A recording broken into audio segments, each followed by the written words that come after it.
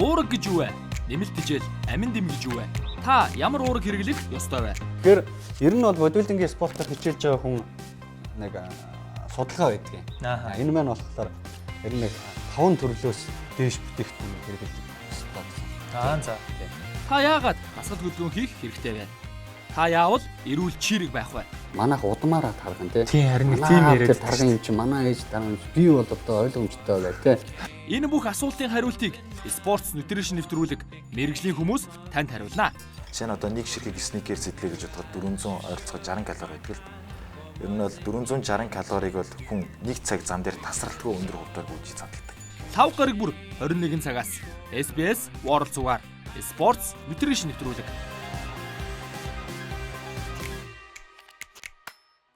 Сайн байцгаана үзэгчдээ та бүхэндээ энэ сайхан өдрийн мэндийг хүргэе. Ингээд SBS телевизийг үзэж байгаа бүх үзэгчдээ бид та бүхэндээ нэгэн шинэ нэвтрүүлгийг хүрэхэд бэлэн боллоо. За манай нэвтрүүлгийн нэр бол Sports Nutrition. За юу гэсэн үг вэ гэхээр спортын амин дэм болон шимт хичээлүүдийн талаар та бүхэндээ дэлгэрэнгүй уудлах болно. За манай нэвтрүүлгийн зочдоор өнөөдөр Монгол улсын хошин аварга, Азийн аваргын мөнгөн медаль, дэлхийн аваргын Азийн аваргын хүрэл медаль, дэлхийн аваргын мөнгөн медаль, Perfect Body-гийн ахлах цэцэрлэгч Жамц ах маань хүрэлцэн ирсэн байна.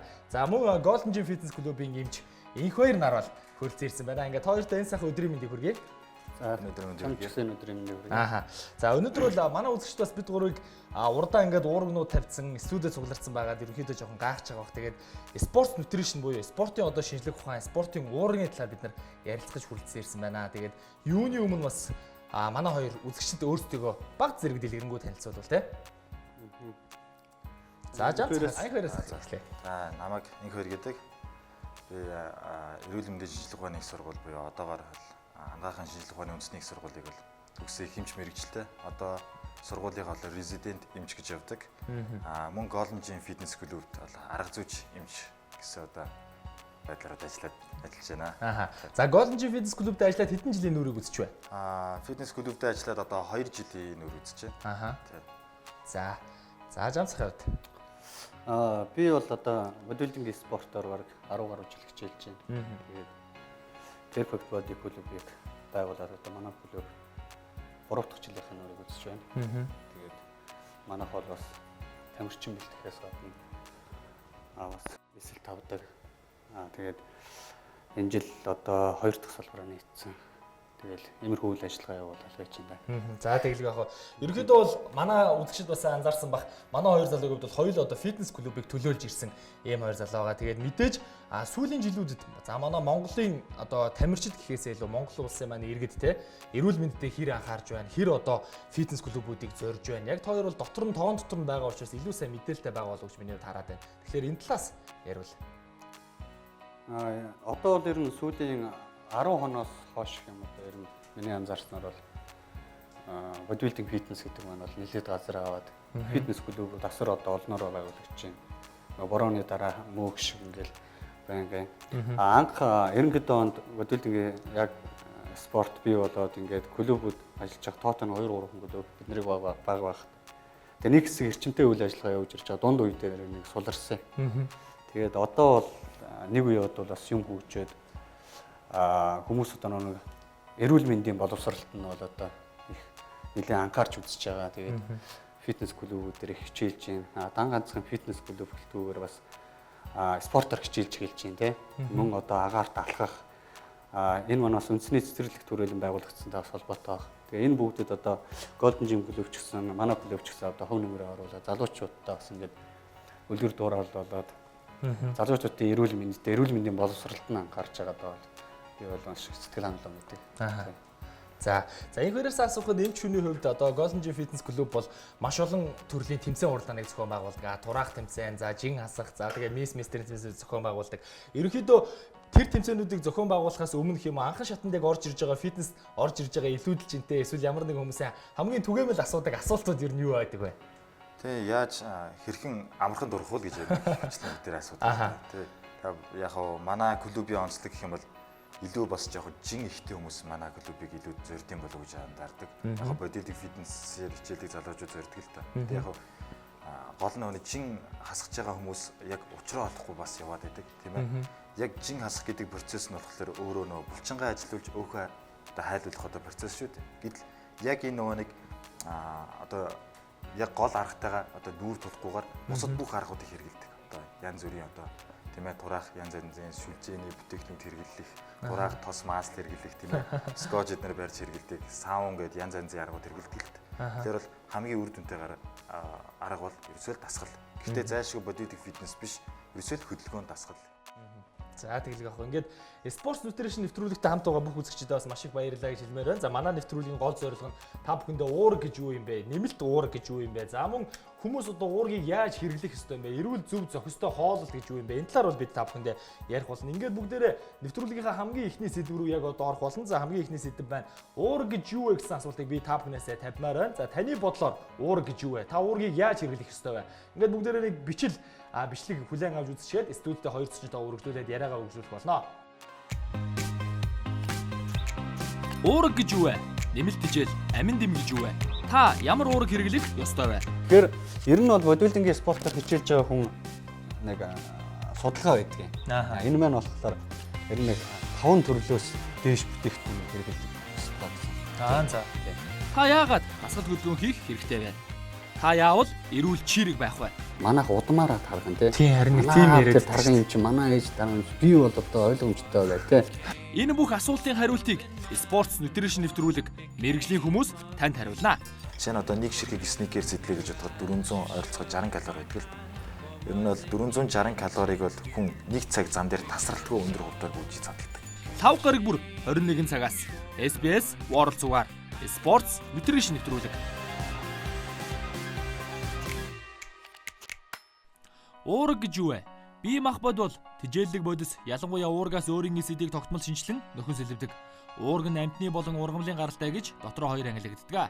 Амьтны гаралтай уургийг мах, загас, өндөг, сүү болон сүүн бүтээгдэхүүнээс, ургамлын гаралтай уургийг буурцаг, арвай, төмөс, цагаан будаа гэх мэтийн олон ургамлаас авдаг юм. Хоол хүнсэн дэх уурга нь хоол боловсруулах эрхтнүүдэд боловсрогдсон амин хүчил болон задрах ба бие махбодод тэдгээрээс биохимийн нийлмэл процессын замаар цус, тарих, булчин, бусад эд эрхтний уургийг бүтээхэд химийн тоосгож нэрлэгдсэн 20 төрлийн амин хүчлийн найрлага бүхий өвөрмөц шин чанартай уургийг бий болгодог байна. Уурггүйгээр ялангуяа түүнд агуулгадах азотгүйгээр биеийн өсөлт, хөгжилт, нөхөн сэргээлт ба элч үйлдвэрлэлийн аль нь ч явагдах боломжгүй. Эрэгтэй хүний бие дунджаар 17% уургаас бүрдэх бөгөөд гол төлөв булчин, биеийн дулуур холбоос эдүүдэд хуваарлагдсан байдаг. Үүний зэрэгцээ уурагт катализатор болох ферментгүйгээр ганц ч үйл ажиллагаагаа явуулж чадахгүй. Энэ нь амьсгалахаас эхлээд бодол сэтгэх хүртэл биологийн бүх процессыг хамаардаг юм. Хоол хүнсэнд нүүрс ус, өөх тосны аль нэгэн дутагдахад бие махбод өөртөө шаардлагатай элчийг уургаас авдаг нэг ёсны хохирол юм. Хүнс тэжээлийн зүйлд уураг дутагдсанаас болж эцэж турах нь өөх тос нүүрс усны дутагдaltaй адил илэрхий мэдэгдэхгүй боловч уургийн дутагдлын нөлөө нь үхэлд шүргэх аюултай байдаг. Насан туршидын хоол хүнсээр авах хоногийн ижлэгийн 15% нь уургаар хангагдах ёстой. Халуун орчинд болон халуурах үед уургийн задрал өндөр байдаг аж.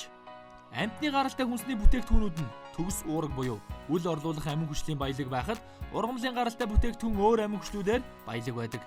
Бие махбодод зайлшгүй шаардлагатай амин хүчлийг зохистой харилцаагаар авахын тулд амьтны болон ургамлын гаралтай хүнсний бүтээгдэхүүнийг тогтмол хослуулан хэрэглэж байх хэрэгтэй. Уургийн найрлаган дах амин хүчлүүдийг орлуулж болох ба үл орлуулж болох гэж шиж төрлөөр нь хоёр ангилдаг. Бие махбодод зарим төрлийн амин хүчлүүдийг өөртөө нийтгшүүлдэг. Харин үүнийг нь орлуулж болохыг амин хүчил гэдэг. Гэвч амин хүчлийн нийтгшил нь их удаашралтай явагдаж бие махбодын хэрэгцээг бүрэн төгс хангаж чаддаггүй. Харин үл орлуулах амин хүчлүүдийг зөвхөн хоол боловсруулах амин хүчлүүдийн дутуу хэсгийг ч хоол хүнсээр авах шаардлагатай байдаг. Уургатай холбоотой сонирхолтой мэдээллүүд. Эртний грекийн тамирчид уурга өөрийн тамираа нөхөх зорилгоор вино болон махыг их хэмжээгээр хэрэглэдэг байжээ. Янз бүрийн эмийн ургамал болон тамиржуулах юм ашиглаж, тамирчид эрт үеэс эхлэн хүч тэнхээ нэмж, ядралтыг багасгах зорилгоор ашигладаг байсан аж. Анх өрнөдөд одоо цагийн бодибилдингийн тамирчин үүссэн гэж үздэг. Хамгийн анхны тамирч нар Евген Сандов нэрлэгдсэн байна. Тэрээр хоолтын дэглэм барьж булчингаа хөгжүүлсэн байдаг аж. 1994 онд Америкт хоолны нэмэлт, эрүүл мэнд боловсролын тухай хууль батлагдсан. Тус хуулийн дагуу үйлдвэрлэгч байгууллагууд нь тухайн бүтээгдэхүүнээс гарсан сөрөг үр дагавруудыг бүгдийг нь хариуцсан. Мөн тэдгээр бүтээгдэхүүнүүд нь худалдаа нь гарахаас өмнө хүнс болон эмийн хяналтын газараар шалгуулж байж зөвшөөрөл авах ёстой. Мөн тус бүтээгдэхүүний найрлагад орсон өөрчлөгдөх юм бол дээжийг нь хүнс болон эмийн хяналтын газарт өгч шинжлүүлэх үүрэгтэй байдаг юм байна. Спортс нутришн нэвтрүүлэг үргэлжилж байна. Уурга гэж юу вэ? Нэмэлт хичээл, амин дэм гэж юу вэ? Та ямар уураг хэрэглэх ёстой вэ? Тэгэхээр ер нь бол бодибилдингийн спортоор хичээлж байгаа хүн нэг судалгаа байдгийг. Энэ маань болохоор ер нь 5 төрлөөс дээш бүтээгдэхүүн хэрэглэдэг ёстой. За. Та яагаад асгал хөдөлгөөн хийх хэрэгтэй вэ? Та яавал эрүүл чирэг байх вэ? Манайх удмаараа тарган тий. Тийм харин нэг тийм яриад тарган юм чи манай ээж дараа нь би бол одоо ойлгомжтой байгаад тий. Энэ бүх асуултын хариултыг Sports Nutrition нэвтрүүлэг мэрэгжлийн хүмүүс танд хариулна. Жишээ нь одоо нэг ширхэг сникер зэдлээ гэж бодоход 400 ойролцоогоо 60 калори байдаг л. Ер нь бол 460 калорийг бол хүн нэг цаг зам дээр тасралтгүй өндөр хувьдаар гүйж цадлагдаг. 5 гараг бүр 21 цагаас SBS World Сугаар Sports Nutrition нэвтрүүлэг. За ингээд Sports Nutrition нэвтрүүлгийн анхны дугаар та бүхэндээ хүрж байгаа. Бүгдээрээ нэвтрүүлгийнхаа 2 дугаар хэсэг рүү хамтдаа орцгоё. За сая бол бүгдээрээ бас яг компьютер ухаад одоо онлайн талаас Google дээд ч юм уу те уураг гэж юу вэ гэсэн мэдээллийг бол манай үзэгч харсан байгаа. За одоо манай хоёрын хувьд яг уураг гэж юу вэ гэдгийг одоо тодорхойлолтод өөрөөсдийнхөө дүгнэлт хэлвэл те. Компьютерээс За ерөнхийдөө бол одоо манай байгаль дэлхий дээр байгаа тийм ээ. Бүх амьд одоо организм болгон цэвэр одоо уургийн процесс хэлцэхэд явагддаг гэж хэлж болно. Тэгэхээр бол хүний биеч тэр тийм ээ.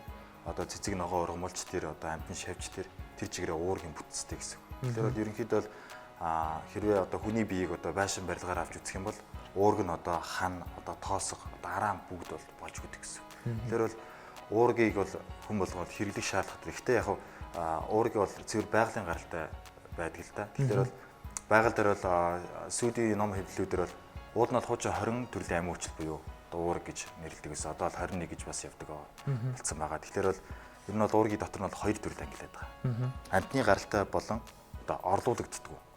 Харин амьтны бус гаралтай буюу одоо орлуулагддаг амин хүчил гэдэг 2 төрөл байгаа юм л да. За амьтны гаралтай буюу одоо орлуулдаг амин хүчлийн ойролцоогоор 8 төрөл орчим. За амьтны бус гаралтай ургамлын гарал нь болохоор нэг 12 13 төрлийн орчим амин хүчлүүд байгаад байгаа. Тэгэхээр бол хүн бол одоо ерөнхийдөө өдөр тутмын амьдралаас болохоор энэ 20 төрлийн амин хүчлийг бол хориуланг нь бол хүнснээс бол зайлшгүй авах хэрэгтэй. Би ч одоо Монгол түмэн болохоор илүү уурглаг хүнс сайн хэрэгэлдэг гэсэн идэж гисэн амьтны гаралтай махан бүтээгдэхүүн сүүсүн бүтээгдэхүүн хэрэгэлдэг. Гэвч биднэрт болохоор хангалттай хэмжээний бидний хөлс шорооноос одоо нарийн ногоо болон жимснүүдийн ургац одоо муутай байдаг шүү дээ. Тэгэхээр бол бид нэр л хэд их одоо амьтны гаралтай мах уургийг авч хэрэгэлдэг гэсэн. Тэгэхээр бол ургамлын гаралтай уург бага байдгээс болж магадгүй одоо бусад орнуудтай харьцуулахад одоо Монголын одоо 40 настай иргэн одоо барууны ч юм уу Азийн бусад орны одоо 40 настай иргэнтэй харьцуулахад хамаагүй их төгшөөсөн байдалтай харагддаг. Яагаад гэвэл одоо газар шороноос ургаж байгаа тэр их эрдэслэг болон одоо витамин D тэр одоо нарийн ногоо одоо жимснүүд маань хүнийг одоо залуужуулах одоо өөрөө өвдөс одоо процесс цэцэг дэмжих одоо нарийн одоо уургнуудыг амин хүчлүүдийг агуулдаг. Тэр бол Монгол түмэн болохоор илүү их одоо нарийн ногоо жимснүүдийг илүү төлхөө хэрэглэснээрээ бас одоо амьтны бус гаралтай буюу орлуулагддаг одоо амин хүчлүүдийг. Тэгээд яагаад орлуулагддаггүй гэж 2 төрөл ангилаад байдаг вэ гэхээр хүн зайлшгүй нөхцөлд одоо үсгэлэн явж байгаа та тийм үү. Зайлшгүй булчингийн одоо ажилуулах одоо хэрэгтэй боллоо гэж бодоход орлуулагддаг амин хүчил буюу одоо энэ нарийн ногоо болон жимснээс одоо бий болдог одоо амин хүчлүүд бие маань өөрөөсөө үүсгэж чаддаг. Организм маань түүнийг ялгаруулж чаддаг гэсэн булчиндаа болон бодис солилцоонд. Харин орлуулагддаггүй буюу одоо энэ амьтны гаралтай махан одоо уургнуудыг болохоор хүн өөрөөсөө үйлдвэрлэж чаддаг. Зайлшгүй гадны замаас одоо идэх замаар авдаг. Тийм учраас одоо Монгол түмэн ч нэг өөрөө хүйтэн сэрүүн нөхцөлд амьдардаг. Тийм учраас байгалийн эрсдэс уур амьслыг давахын тулд зайлшгүй амьтны гаралтай уургийг идэж хэрглэж бидний хүчтэй чадaltaй байж чаддаг юм. За замаар ихэнх л зүйлийг ярьчих шиг боллоо тий. Жамцхийн хувьд нэмэх зүйл байна. За ерөнхийдөө бол яг уургийг хүмүүс асуудаг л тий. Бид нэр уург хэрэглэх хэрэгтэй юм. Анх яг фитнесээр хичээлж байгаа хүмүүсийн тухайд гэх юм бол одоо бин дээр ачаал өгөөд дээрээс нь нэмэлт бүтээгдэхүүнийг ингээд ходоодноос ачаал өгдөг. Яг энэ утгаараа одоо эхэлж хичээлж байгаа хүмүүс нэг хэсэгхэн хугацаанд хийж байгаа уургийг хэрэглэж болно. Мэдээж бид нар хоол хүнснээс зайлшгүй одоо чиний хөдөлж байгаа, сууж байгаа, босч байгаа энэ хөдөлгөөн бүр чинь зарцуулагдж байгаа, идж байгаа, ууж байгаа зүйл чинь нэмэлтээр та дасгал хөдөлгөөн хийж байгаа тохиолдолд зайлшгүй энэ одоо зориулаад гаргагдсан энэ нэмэлт бүтээгдэхүүнийг бол хэрэглэх шаардлагатай байдаг. Яагаад тэгэхээр би бас энэ олон жил бас нэлээд хэдэн жил хичээснээс бас өөрөө бас турш үзчихсэн л дээ. Тэгээд яагаад тэгэхээр хүн одоо өөртөө зарцуулагдж байгаа энерги, уурга нүүрс ус гэж ярьдаг шүү дээ. Нүүрс ус бол хүний энерги их ус.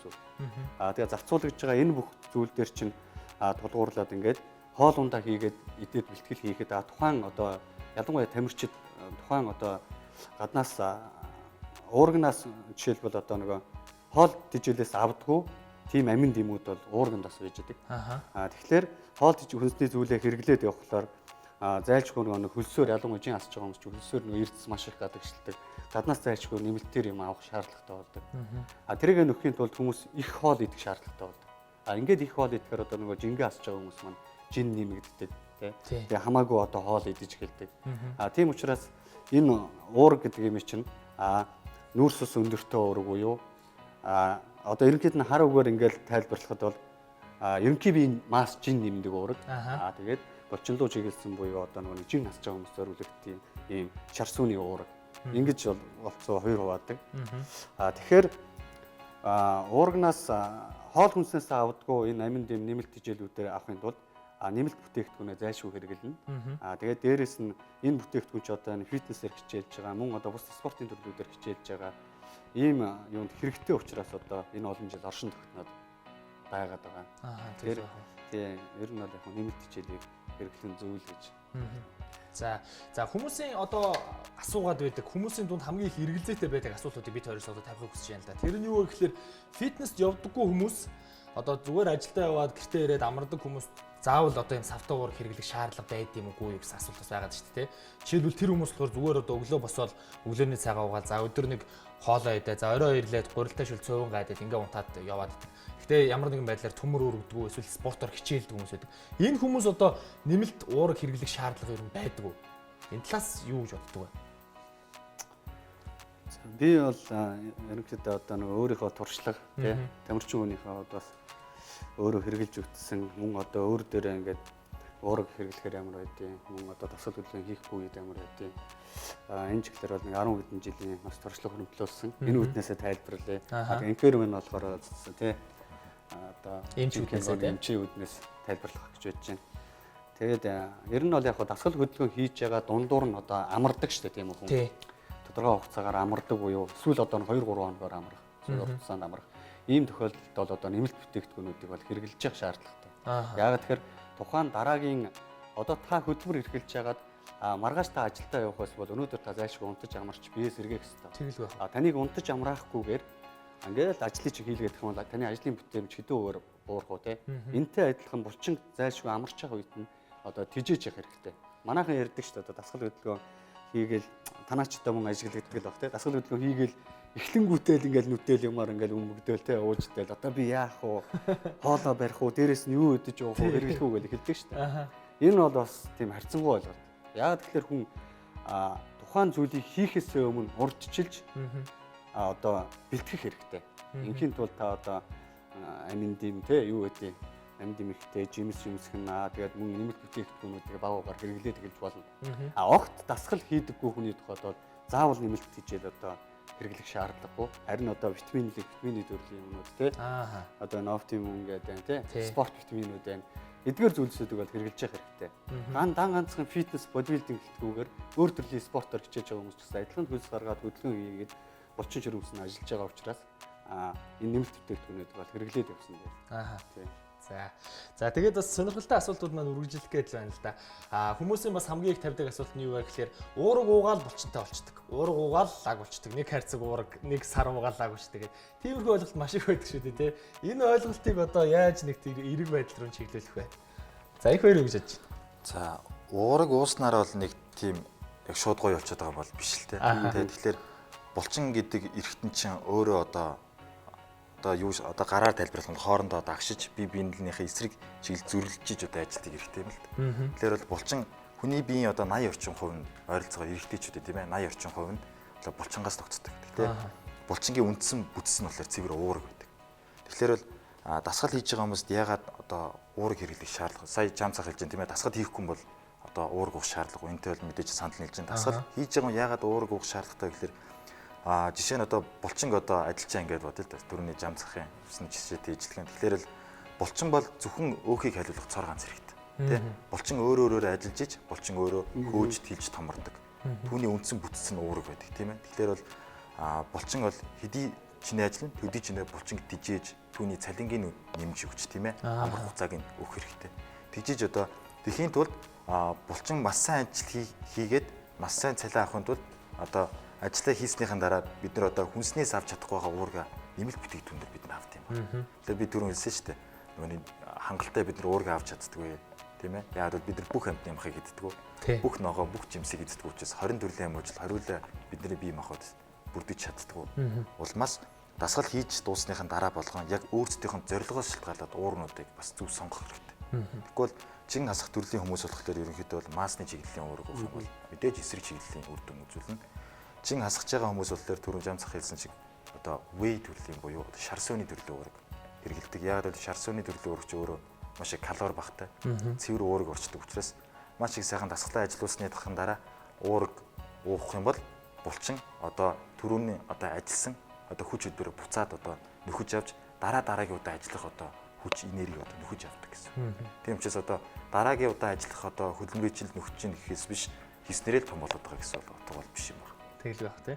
За жам цахаас бас нэг сонирхолтой асуултыг асууя гэж бодож байна. Жам цахын хувьд бол одоо Азийн авар шалралт тэмцээнээс хүрэл медаль, дэлхийн авар шалралт тэмцээнээс мөнгөн медаль, Монгол улсын хошоо аварга болсон. Энэ бол зөвхөн амжилт гаргасан төрлүүд. За мөн энэ уралдаан тэмцээнээс гадна 10 гаруй жилийн турш бол маш олон тэмцээн уралдаанд орсон байгаа шүү дээ тий. Тэгэхээр таны хувьд тэмцээний бус гэж хоолт бас байгаа бах. Та ерөнхийдөө бас үзэгчдээ сонирн байх болов. Яг мэрэгжлийн тамирчны хувьд тэмцээний үед та жишээлбэл нэг өдөрт хэдэн ирээ хэмжээний уураг одоо мах бусад төрлөөс авдаг юм, бусад орлуулдаг төрлөөс яаж авдаг юм. Та энэ талаараа нэг яг өөрийнхөө туршлагаас хуваалцвал. Тийм. Тэгэхээр би бол аль болох бас уурганы талаар мэдээлэл өгч байгаа гэсэн хүмүүст бас хүртээмжтэй юм гэж бодож байна. Тэгээд ер нь хүмүүс асуудаг штэ. Одоо маасны үед ямар уурга хэрэгэлдэг юм бэ? Би ингээд жин нэг гэсэн юм гэж асуудаг болчлаа. Тэгэхээр одоо дөрөвний хөр гэсэн маасны уурга мөн одоо нүүрс ус өндөртэй уурга байдаг. Нүүрс ус чинь таны энергийг хөгсөв. Тэгээд дасгал хөдөлгөөн хийхээс өмнө зайлшгүй биендээ одоо нүүрс усыг өгсөн байх шаардлагатай. Цаг одоо хүнд нүүрс ус, хөнгөн нүүрс ус гэж нүүрсийг бид ангилна. Тэгээд хөнгөн нүүрс ус нь жимсгэн орно. Хүнд нүүрс ус нь бол бусад одоо бид нар бас нэг гурилтай хоолнууд иддэг шүү дээ. Одоо хуушур бууз гэж ярьдаг тийм. Ер нь яг бодибилдингээр хичээж байгаа хүн мас авахын тулд одоо хамаагүй хоол идэх юм байна гэсэн тийм ойлголттой байдаг. Тэгэхээр манайхан ч одоо ингэдэг шүү дээ, нэг хэсэг байж байгаа за нэг сайхан амрын ихээр хамаагүй хүнд хоол идээл тий. Тэгэл өдөө маш их унтаал. Тэгээ та нар одоо анзаарч ирсэн бол ингээл хүн улам ядраал ингээл нойр хүрээл дахиад унтмаар санагдаад байдаг тийм үү. Эн чинь болохоор биендээ маш хүнд ачаал өгч жагаад гинт зогсоонгуудаа өөр л үгээ нэг ходоод нь луг асар их тийм хүнд хоолнуудыг өгчтэй хүнд хоолнуудыг өгч жаа. Хохоо туушур гэдэг. Тэгэхээр хүний бие чинь улам нөгөөтгөө шингээх гээд ингээ ядраад байдаг. Тэгэхээр яаж амрах вэ гэхээр одоо хөнгөн маш хөнгөн хооллоод тий одоо нэг сүтэ будаа ч юм уу хөнгөн хооллоод өглөө босоод сайхан алхаад их нэг ялж тий. Ингээ баг багаар хөдөлгөөнө оржиж энэ амралт болно гэхээс биш одоо хүнд хоол идээд ууж идээд тий маш их унтаад одоо энэ буруу юм хэм маягаар амрах юм бол тэр нь бол амралт болж өгдөг. Тэгээд уурганы тухайд гэх юм бол одоо шар сууны уурэг чинь бэлтгэл хийсний дараа маш хүний хувьд хурдан шимэгддэг. Тэгээд одоо маасны уурэг, нүүрс ус өндөртэй уургнууд тэр хезен уурэг гэж ярьдаг. Тэрийг ерөнхийд нь хүмүүс толгойн нэргээд байдаг л дээ. Хезен уурэг гэж одоо юу юм бэ? Орой унтахтаа уудаг гэж юм те. Яг энэ ямар хийж идтэй унтчих. Ер нь бол хүн унтчих булчингийн өсөлт бол одоо маш одоо хурдан төвшөнд явдаг. Тэгэхээр хүн одоо 8-аас нэг 10 цаг унтлаа гэж бодоход одоо хезен уургийг унтахтаа унтах бол хүний биед маш удаанаар шимэгддэг учраас өглөө нөгөө унтаад босоод босоход одоо булчингаа тэжээцсэн гэж хэлдэг. Удаан шимэгддэг учраас. Тэгэхээр хезен уургийг бол одоо орой нөгөө хүн жин асч байгаа хүн чууж болно. Мөн мас нэмэгч байгаа хүн чууж болно. Яг тэгэхээр орой жин асч байгаа хүн хоол одоо хоолны оройтой байдаг. Тэгээд дээрээс нь ингээд хүн хоолны дэглэм бариад ирэхлээр орой сэрвэлзээд ингээд нойргуудад өлсөөд те. Тэгээд ирэхээр одоо хэсэгтэй гүрэж заа цагаал хамаагүй хоол ичдэг шүү дээ. Тэгэхээр хезен уургийг ууцсан багт бол хүний бид удаан шимэгддэг учраас энэ маань одоо өлсөхдгөө энэгээрээ даваа байдаг. Тэгэхээр ийм гурван төрлийн уураг байна тий. Одоо шар сууны уураг, за хезен буюу удаан шингэстэй уураг, за нүүрс ус өндөртэй уураг гэсэн. Ер нь бол яг хөө энэ одоо энэ VSN-ийн бүтээгдэхүүнүүдийг ер нь би голчлон хэрэгэлдэг л дээ. Энэ маань болохоор одоо болор төв буюу Enter Farm гэдэг болор төвөд 13 албан ёсны дистрибьютор нь тэгээд мөн Golden Gym ч гэсэн адилхан хэрэгэлдэг байх би очиж харж ирсэн. Тэгэхээр Синта 6 гэдэг уураг маань болохоор одоо нэг энэ казин уураг, масны уураг тэгээд тэр вэй уурагнуудыг одоо зэрэг араас авах боломжгүй хүмүүс байгаа. Тэгэхээр энэ Синта 6 гэдэг уураг маань болохоор ерөнхийдөө энэ одоо саяын уурагнуудыг бүгдийг агуулсан байж байгаа. Зөв. Тэгээд дээрэс нэмээд хэлэхэд энд тухайн уурагнуудыг агуулсан байлаа гэд энэ одоо тийм одоо юу гэдэг ичидийн супер уураг биш. Ягаад тэгэхээр ямар нэгэн имийг чинь нийлүүлсэн байх салгаад тусдаа байна гэдэг бол мэдээж ойлгомжтой салгагдсан одоо илүү их одоо нэг орцтой байна гэсэн үг шүү дээ. Одоо жишээлбэл амино гэдэг тийм амино одоо зарим уурагнууд ч хүртэл амино биса гэж бичсэн байж байгаа. Биса гэдэг чинь бол яг 3 амин дэмийн нийлбэр. Тэгээд дээр нь болохоор одоо нэг гультамин ингээд тархины үйл ажиллагаа эдсэсэр гэдэг тийм бодис байгаа. Тэгээд ингээд ерөнхийд зөндөө юм орцсон байж байгаа. Энэ маань бас салгаа тавьсан байж байгаа. Амино тед 2500, амино 3000 те гультамин гэдэг салгаа тавьсан байдаг. Тэгэхээр энэ бүтээгдэхүүнүүд маань ингээд салгаад тусдаа байгаа бүтээгдэхүүнүүд маань үйлчлэг нь бол арай илүү өндөр орж байгаа орц дооз өвч гэсэн өндөр байдаг. Энэгээрээ даваа талтай. За тэгэлгүй ах ингээд спорт нутришн нэвтрүүлгийн маань эхний дугаар ерөөдөө өндөрлөх цаг маань төгөж байна. Бас сонирхолтой олон сэдвүүдийг бол бид дараагийнхаа дугаарт ярилцах болно. Тэгээд өнөөдрийн дугаарт бол ерөнхийдөө яг уур гэж юу юм бэ гэдгийг цусган дурдаад өнгөрсөн. Тэгээд нэвтрүүлгийнхаа төгсгөл бүгдээрээ одоо мах болон бусад одоо бүтээгдэхүүнээс хамгийн их уургалаг байгаа бүтээгдэхүүнүүдийг бүгдээрээ хараад за чагсаалтыг нь үзчихээ. Тэгээд нэвтрүүлгээ дуусгая. Спорт нутришн нэвтрүүлэг та бүхэндээ 7 хоног бүрийн 5 гарагт 21 цагаас SBS War зүгээр шинэ дугаарууд нь гарна. За мэдээж давталтууд нь манай 3 сугаар бол ээлжид гарах байгаа. Тэгэхээр та бүхэн SBS уг таамд байснаар спортын тэмцээн уралдаануудыг шууд үзнэ. За мөн дээрэс нь спорт нутришн буюу уур гэж юу юм бэ? Бусад нэмэлт хичээл гэж юу юм бэ гэдгийг одоо манай хоёр зочноос сонирхолтой сайхан асуултаар бол асуух боломж байгаа. Ингээд дараагийн дугаараар дараа 7 хоногийн 5 гарагт яг энэ цагтаа студидтэй бүгдээрээ эргээд уулзъя. Хамгийн их уураг агуулдаг хүнсний бүтээгдэхүүн. Нэгдүгээрт үхрийн хармах. Үхрийн хармах нь 100 г тутамдаа 36 г уураг агуулдагаараа хамгийн их уурагтай хүнсний бүтээгдэхүүнээр нэрлэгддэг ажээ. Харин дараагийн байранд самар ордог аж. 100 г тутамдаа самар 33 г уураг агуулдаг. Самрууд нь дотроо янз янзын ангилалтай бөгөөд гадрын самар нь 25 г, үйлс самар 21 г, наран цэцгийн самар нь 21 г гэх мэтээр уургийг өөртөө агуулдаг аж. Дараагийн байранд өөх тосны найрлаггүй моzzarella-тай бяцлаг ордог гинэ. Тус бяцлаг нь 100 г тутамдаа 32 г уургийг агуулдаг байна. Үнэхээр өндөр тоо. Харин дараагийн байранд тунаа загас 26 г уургийг 100 г тунаа загасны мах агуулсан байдаг ажээ. Салмон, халибут болон снапер загаснууд мөн ялгаагүй маш сайн уургийг агуулдаг. Ахаа махан 100 г тутамдаа 25 г уурыг агуулсараа 5 дугаар байранд жагсдаг аж. Мөн дахианы цээж мах нь 24 г уургийг 100 г дагуулдгаараа 6 дугаар байранд. Харин дахианы хөл болон далавч нь 16 болон 18 г-ыг агуулдаг бол уй 11-ээс 13 г-ыг агуулдаг гэсэн судалгаа байдаг ажээ. Буурцаг, энгийн буурцаг нь 100 г тутамдаа 17 г уургийг агуулдаг. Цагаан буурцаг нь мөн ялгаагүй 17 г уурыг агуулдаг бол лимийн буурцаг нь 15 г, пама буурцаг нь 14 г уургийг тус агуулдаг ажээ. Спорт нутришн нэвтрүүлэг 7 хоног бүрийн 5 гарагт 21 цагаас. Уураг гэж юу вэ? Нэмэлт хичээл, амин дэм гэж юу вэ? Та ямар уураг хэрэглэх ёстой вэ? Тэгэхээр ер нь бол бодибилдингийн спортоор хичээлж байгаа хүн нэг судалгаа байдаг юм. Энэ маань болохоор ер нь 5 төрлөөс дээш бүтээгдэхүүн хэрэглэх ёстой гэсэн. За. Та яагаад насгал хөдөлгөөн хийх хэрэгтэй вэ? Та яавал эрүүл чирэг байх вэ? Манайх удмаараа тарган тий. Тийм харин тийм яриад тарган юм чи манай ээж тарган би бол одоо ойлгомжтой бай тий. Энэ бүх асуултын хариултыг спортс нутришн нэвтрүүлэг мэрэгжлийн хүмүүс танд хариулнаа. Жишээ нь одоо нэг ширхэг сникерс идлээ гэж бодоход 400 ойролцоогоор 60 калори байдаг л. Ер нь бол 460 калорийг бол хүн нэг цаг зам дээр тасралтгүй өндөр хувьдаар гүйж цадалдаг. 5 гараг бүр 21 цагаас SBS World Сугаар спортс нутришн нэвтрүүлэг